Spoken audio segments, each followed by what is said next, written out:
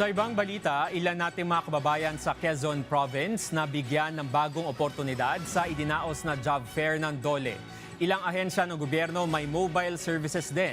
Si Mara Grezula ng Radyo Pilipinas Lucena sa sentro ng balita.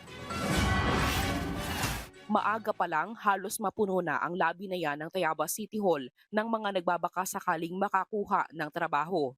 Hindi naman nabigo ang ilang aplikante sa job fair na ito dahil isang oras pa lamang ang nakalilipas ay hired on the spot na sila ng mga kumpanya na inaplayan nila. Masaya po kasi na kalahating buwan din po ako naghahanap ng trabaho, tsaka maganda naman po yung pakikitungan ng staff, kaya po masaya naman po ako.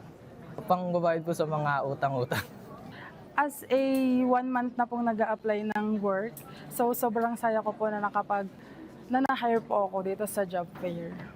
Umabot sa mahigit 1,400 ang alok na trabaho dito sa Labor Day Job Fair and Mobile Services ng Public Employment Service Office o PESO Tayabas, katuwang ang DOLE Quezon Provincial Office. Kabilang sa mga alok na trabaho ng 11 kumpanya rito ay sa construction, retail services at manufacturing. Bahagi po ng programa ng ating administrasyon, ng ating mahal na Pangulo, yung pong trabaho sa bayan.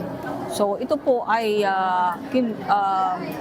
nakapalibot po dito yung ating, syempre, yung ating mga job seekers. Kung sila po ay may mga skills na, kung wala naman po silang skills, they need to request for skills or acquire for skills.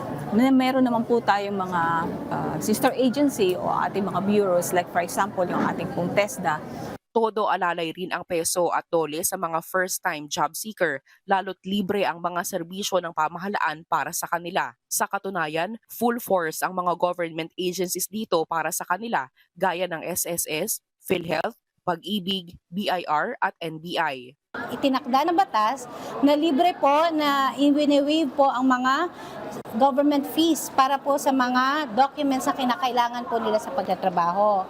So kasama po natin ngayon sa ating pong 124th National Labor Day and Job Fair and Mobile Services, ang iba't ibang agencies po para magbigay po ng serbisyo.